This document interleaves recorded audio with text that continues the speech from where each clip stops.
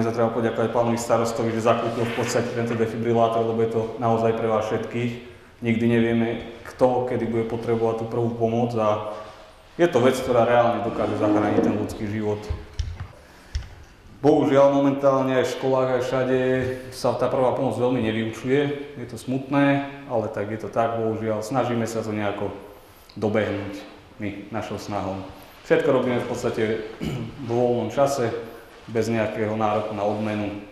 Využívame v podstate nejaké zdroje, či už nejaké dary a podobne, takže fungujeme na takomto štýle. Momentálne sa nám podarilo získať aj nejaký grant, kde sme nakúpili nové figuríny, takže sme fakt, že teraz to už bude úplne na inej úrovni. Každá obec nad 500 obyvateľov musí mať zakúpený automatický externý defibrilátor. Smutné je to, že to štát v podstate neprepláca, je to na pleciach každej obce. Každá obec si to musí zabezpečiť sama. Som veľmi rád, že ste to zakúpili práve od nás a vďaka vám v podstate môžeme aj ďalej fungovať a nejak to posúvať ďalej.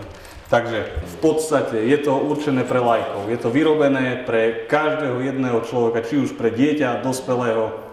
Je to čo najmenej tlačítok, čo najviac primitívne a čo najefektívnejšie. Je to fakt vymyslené veľmi dobre, je to tak dobrý prístroj, ktorý už mal byť dávno úplne všade. Úplne všade, na každom nejakom stredisku.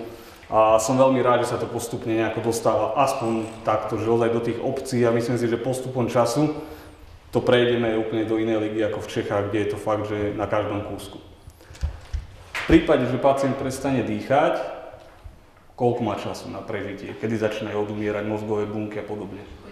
Tým, že my ho v podstate začneme resuscitovať, začneme stláčať ten hrudník, začneme do ňoho dýchať, my tento čas vieme predĺžiť. Takže ak niekedy sa niečo stane, že niekto prestane dýchať a sú na to presne postupy, ktoré si povieme, že ako to funguje, kedy volať, ako volať a všetko. Ale pokiaľ máme toto, aj my v záchranke v podstate prvé, čo robíme, lepíme elektródy a zistíme, aký je srdcový rytmus a či treba podať výboj. Lebo toto je to, čo zachraňuje ten ľudský život. Takže v podstate, ak my prídeme o 15 minút, ale vy s týmto budete pri tom pacientovi do 5 minút, vy mu zachránite ten ľudský život. Hlavne u takých 50-tníkov, 60-tníkov alebo mladých ľudí, kde to srdiečko funguje normálne a nastane iba nejaký porucha rytmu, nejaká fibrilácia a vtedy je veľmi dôležité, že reálne toto dokáže ten ľudský život zachrániť. Momentálne, však určite aj sledujete televízne noviny, už sa to veľakrát používa, aj my momentálne na záchranke dostávame výjazdy, kde je paralelne s nami poslaný aj nejaký človek s týmto defibrilátorom. Naposledy sme boli na brehoch a boli dobrovoľní hasiči skorej asi o 5 minút ako my. A už mali nalepené, už resuscitovali. Výboj síce nebol podaný, lebo nebol indikovaný, ale keby bolo možné, tak proste tých 5 minút je veľmi vzácny v takom prípade, keď sa niečo takéto udeje. Nepýtajte sa na mňa, ja rýchlo chcem záchranku, pošlite mi rýchlo, nevypýtujte sa somariny, hej, že toto je úplne bežná vec, čo si ľudia myslia. Ale s tým, že on si zistí, kde, čo sa stalo a medzi tým on už všetko napíše do počítača a ďalší dispečer záchranku vysiela. To znamená, že vy ste stále na linke, ale tá záchranka už môže byť na ceste. Takže vôbec sa netreba báť nejak odpovedať na tie otázky. Ten dispečer je školený, vyučený na to, aby presne vás navigoval, čo máte robiť. Takže, ale verte tomu, že keď ho budete počúvať a pôjdete krok po kroku, čo vám povie, tak to bude oveľa efektívnejšie, ako stresovať a budete iba lietať hore-dole a nebudete vedieť, čo má robiť. Nebudete vedieť, čo máte robiť. Takže vždy 155, keď sa niečo udeje a on vás už ďalej bude navigovať. Spýta sa, že či je pri vedomí, či vám ho vie dať k telefónu, či dýcha a podobne. Ste doma, dajme tomu niekde tu v okolí, hej, v nejakej bytovke. Povieme si dva také postupy nejaké, že najprv ste tam manžel, manželka odpadne, prestane dýchať. Nedýcha, leží na zemi, čo budete teraz robiť? Aký bude postup?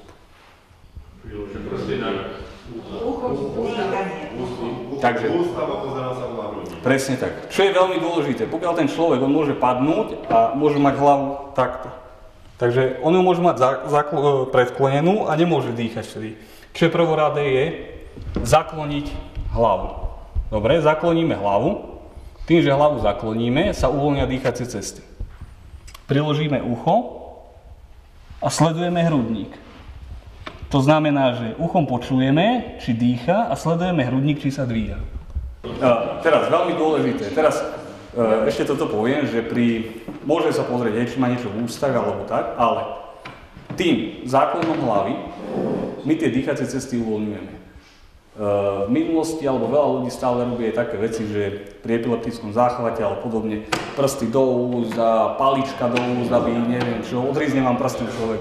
Počas epileptického záchvatu sú krče tak silné, že vám ten prst môže odríznúť. Človek nedýcha, nemá pulzy, to je ruka v ruke, takže žiadne chytanie pulzov, to už nič také neexistuje. Ako náhle človek nedýcha, nemá pulzy. Presne tak. Vytočím 155. Dám si hlasný odposluch, položím. Začínam resuscitovať. Aký je pomer stlačenia hrudníka a vdýchov? 30 ku 2. Vdýchovať alebo nevdýchovať do toho človeka? Nemusí. Dnes už nemusí. Presne tak, nemusíte, ale ako sme sa bavili, ľudský mozog po 5 minútach zhruba odumiera, hej, čo sa týka kyslíka. V tom srdiečku je nahromadená nejaká okysličená krv. My ho stláčame, tú krv trošku rozprúdime v tele, nejaký čas vydrží, ale keď my nebudeme do toho človeka dýchať, tak ten čas mu zase znížime. Čo sa týka tých pomerov, 30 ku 2, dispečer vám to bude rátať, keď spravíte 40 ku 2, keď spravíte 25 ku 2. 30 stlačení, záklon hlavy, chytíme nos a vdýchujeme do pacienta. Pustím a znova 30. 90% vždy puknú rebra. V podstate jedná sa o to, že to srdiečko musíme stlačiť. Tým, že tie rebra puknú, to nie je životohrozujúci stav. Životohrozujúci stav je to, že ten človek je v podstate mŕtvy. Takže my to srdiečko musíme nakopnúť. Zlomia sa rebra, máme lepší prístup k tomu srdiečku a lepšie ho dokážeme stlačiť. Stlačíme zhruba 5 až 6 cm s tým, že hlavne také základné veci nerobiť vždy. Keď stlačím, rovnako aj pustiť. To znamená, aby som nerobil toto, že držím to dole a budem toto iba robiť, alebo stlačím, mám ruky preč a podobne. Hej. Musí to byť nejaké také kontinuálne, také, aby to malo nejakú hlavu a petu. Takže nedýchá, volám 155-ku, nahlásim im, kde som, čo sa stalo, pacient mi nedýcha, som v bytovke, som tu sám s tým človekom. Dobre, začnite resuscitovať. Čo majú najnovší systém, že v obci sa nachádza defibrilátor. To znamená, je pri vás niekto? Ste tam sám, alebo je pri vás niekto? Som tu sám s tým pacientom. Dobre, nemusíte, ostaňte pri pacientovi, voláme záchranku, tak ku vám príde. Záchranka je momentálne, Žarnovica je preč, najbližšia je Štiavnica. Dokáže prísť za nejakých 20 minút, pri najlepšom. Podľa tohto školenia, teraz potom na konci si nahlásime 5 ľudí, ktorí budú v podstate takí first respondenti, ktorí to budú mať na starosti, spravia to, že od 1 do 5 budú volať daným ľuďom. To znamená, neviem, zavolajú pánovi starostovi, ste doma, áno som, prosím vás, choďte, vedľa bytovke sa stalo toto a toto, zoberte defibrilátor, choďte tam. Pán starosta príde do 3 minút, dajme tomu, a je ušetrených 17 minút. Tento človek je, dajme tomu, nejaký 50-tník. Má evidovanú nejakú poruchu rytmu, príde tam, nalepí elektrody, podá výboj, srdiečko naštartuje, príde záchranka, super, zaintubuje, odnesú do žiaru, najbližšie žiar, tak preto ani do žiaru, ale v podstate nebudeme ho resuscitovať, možno, že aj keď budeme do ňoho aj vdychovať, po tých 20 minútach nemusíme ten ľudský život zachrániť. Do tých 5 minút je to fakt, že ak je to možné, tak reálne dokážeme ten ľudský život zachrániť. A stáva sa to teraz aj veľakrát, už je to vravím v novinách, v televíznych alebo všade, že fakt sa podarilo ten ľudský život zachrániť. Na obecnom úrade je tam skrinka, ktorá je voľne dostupná pre každého. Skrinka je cez leto chladená, cez zimu vyhrievaná, čiže celý čas je v podstate v nejakej starostlivosti, aby to fungovalo ďalej. Defibrilátor má samotest, to znamená, on sa sám každý deň otestuje. Keby bola nejaká chyba, toto svetielko svieti na červeno a je automatické, že proste ten defibrilátor nefunguje. Ale, čo je dôležité, hlavne doniesem defibrilátor na miesto určenia, miesto, kde sa v podstate stala nejaká udalosť, nehoda, niečo, kde ho treba. Automatický externý defibrilátor. Všetko robí automaticky. Je určený pre laikov, je určený pre každého jedného. To znamená, stačí zapnúť jedno tlačítko. Systém v poriadku. Nalepiť elektródy. Nalepte elektródy na odhalenú hruď. Čo sa týka toho prístroja, on vám všetko bude hovoriť, takže v akomkoľvek strese, čokoľvek by sa dialo, ten prístroj vám dookola bude opakovať tú istú vec, pokiaľ ho nespravíte. V tejto taštičke sa budú nachádzať elektródy, ako aj tu. Dispečer to už bude vedieť, takže on vás po prípade bude navigovať. Sú elektródy. Defibrilátor sa dá použiť ako pri dieťati, tak pri dospelom. Jediný rozdiel je v tom, ako sa lepia. Tu sú už otvorené, takto vyzerajú. Na každom jednom je presne nakreslené, že kde sa má lepiť. Hej, tu je šípka, že kde sa má nalepiť. Na tomto aj na tomto. Ten dispečer vám to povie, že ja neviem, kde to mám nalepiť, ja neviem. Pozrite sa na tie nálepky. Na každej jednej nálepke je presne nakreslené, kde to máte nalepiť. Sú jednorázové, takže iba vyslovene na jedno použitie, ale držia. My ich máme aj priamo v záchranke, v podstate niečo podobné. Používame to vždy takto, dobre? V podstate, o čo sa jedná? Aby to išlo na kríž. Ak to vy nalepíte, dajme tomu, ja neviem, že tu, alebo kúsok vedľa, je to nepodstatné. Je to v podstate, nalepíte to dobre, aby to prešlo cez to srdiečko. Čo je dôležité, nenalepiť to nejako takto, hej, aby to, že dám to na bruchu, alebo niekde mimo, alebo dám to sem na plecia.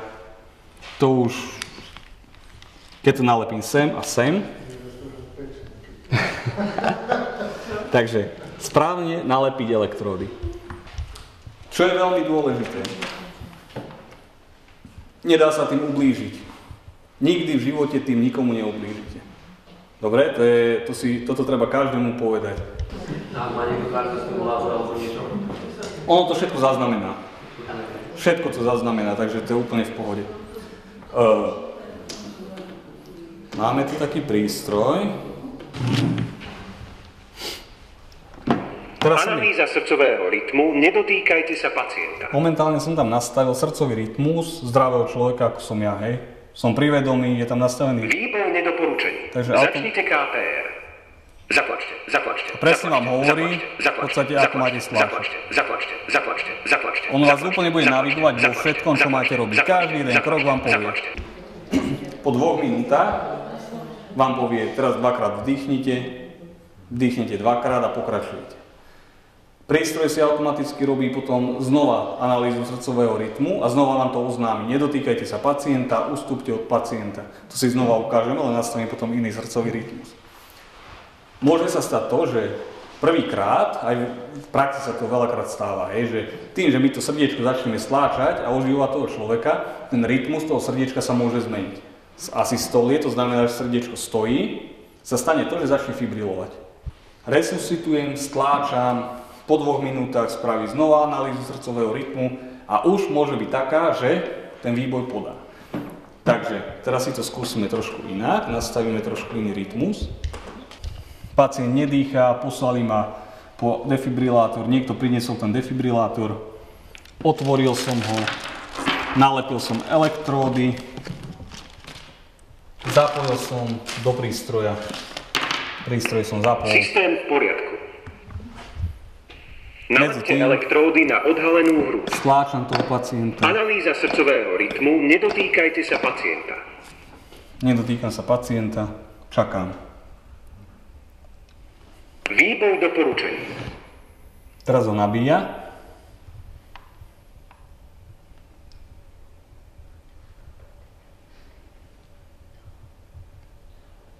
Stlačte tlačidlo výboj. Stlačidlo výboj, teraz sa začne takto svietiť. podržím. Jeden výboj dodaný. Začnite KPR. Výboj bol podaný a pokračujem ďalej. S tým, že som podal ten výboj, neznamená, že končím resuscitáciu, ale pokračujem ďalej.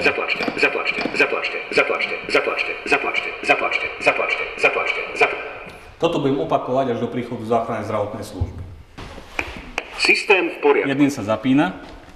A odkiaľ, Zapojte konektor z pokiaľ viem, že Dieťa. a Do akého veku, no? je to nejaké kila, alebo podľa čoho to typnem? Keď má dieťa 12 rokov a 70 kg, tak je dospelý. Presne, toto je také, že nedá sa to presne určiť. Hej. Bavíme sa o deťoch, malých deťoch, 2-3-ročné deti. Hej. Čo sa týka použitia pri tých deťoch, hádam to nikdy nebude treba, ale deti v podstate nepredpokladá sa nejaké kardiálne zlyhanie, ale skôr respiračné. To znamená, u detí tam je celkovo aj iný postup tej resuscitácie, vždy sa začína 5 úvodnými vdychmi. Je to z toho dôvodu, že sa nepredpokladá, že by mohol mať nejaký infarkt alebo nejaké ťažkosti, čo sa týka... Nech sa páči. Jasné, väčšinou to bude tak zložné, ako ste hovorili, 30, 40, 50, neviem, športov, fitnessu, alebo také. Ale presne pre takých je to úplne, že dokáže ich to zachrániť.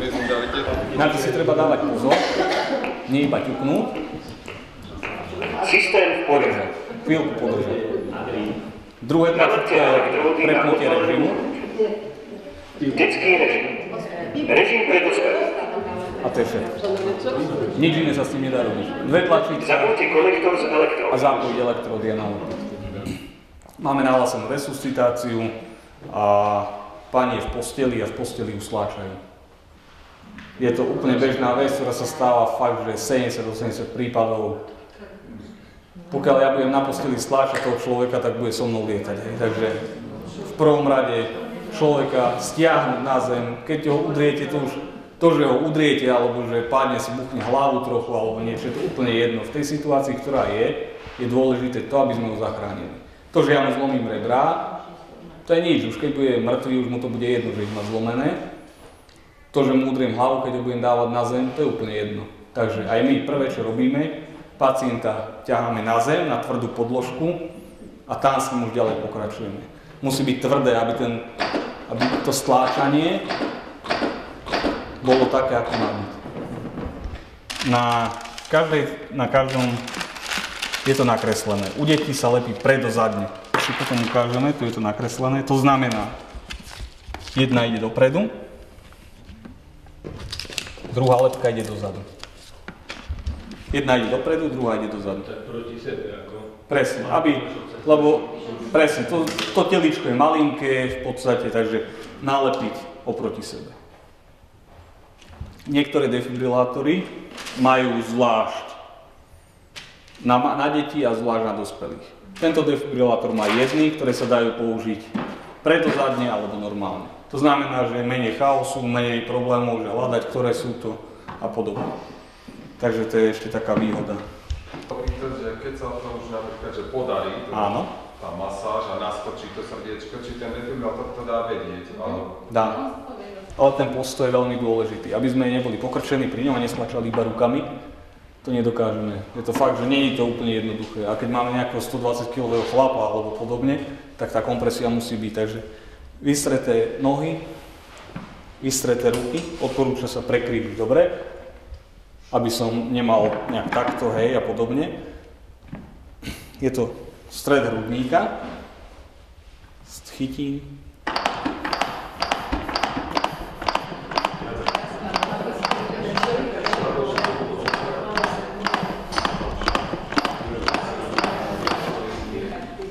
Záklon hlavy, chytím nos.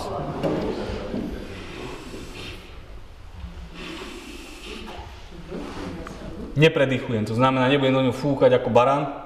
Sledujem ten hrudník, keď sa dvihne, povolím, dvihne, povolím. Ďalej. A medzi tým, ako to stláčate, už je určite na ceste buď záchranka, alebo niekto s tým defibrilátorom. Takže to sú úplne také základné veci. Záklon hlavy, spriechodnenie dýchacích ciest, stláčanie hrudníka, 100 až 120, zhruba 5 až 6 cm hĺbka. Poďte s ním vyskúšať. Dobre.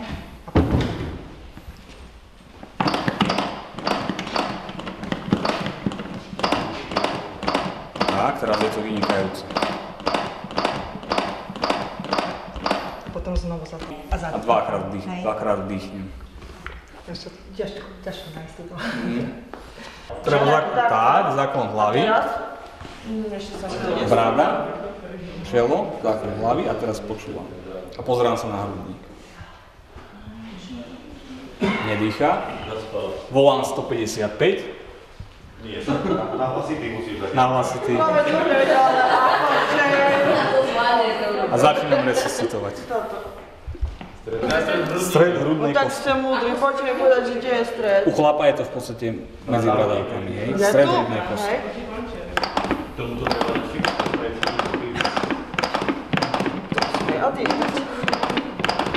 Ja nie. Veď presne to vravím, že keď nebudete rátať vôbec nevadí, keď spravíte 25 alebo 35. Jajno?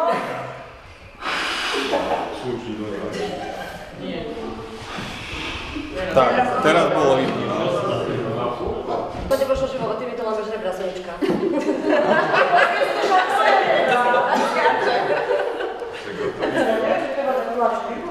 Tak, dobre to bolo. Tých bodov je viacej.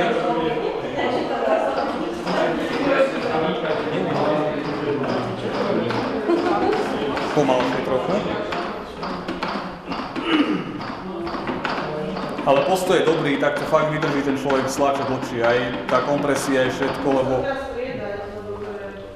No, pekne si klakni sem. Tak. Vystri sa. Musíš hlavu ešte zakloniť. Tak, vynikajúco. Nedýcha. Zavoláš vždy. Krásne, vynikajúco. A začneš resuscitovať. Tak. Nie je to také jednoduché, čo?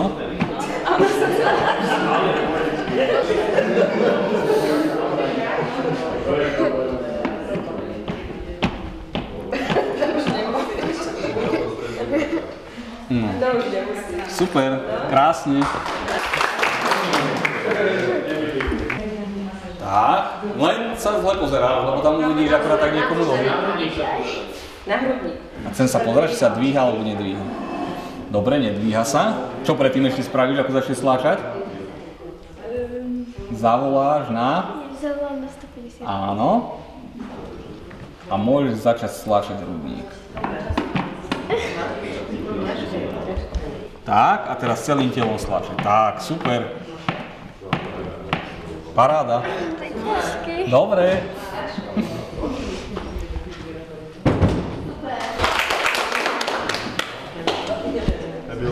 A chcel by som sa v prvom rade vám všetkým poďakovať, že ste tu boli. Aj poďakovať za to, že to nekúpil starosta, to kúpili ste vy všetci, pretože to je z výťažku vianočných trhov, vianočnej benefície a predstavila sa vlastne boli tie financie. A čo sa tu povedalo, že to môže každý zobrať? Môže, ale treba si uvedomiť, že je všetko pod kamerami. To aj vysvetliť, že je to pod kamerami, takisto aj teraz, aj stále. Takže ešte raz ďakujem a verím, tak ako povedal, že to nikdy nebudeme potrebovať. A radšej nech to tak svieti, bliká pekne. Nech je to nachystané, ale... Ale nech je to nachystané.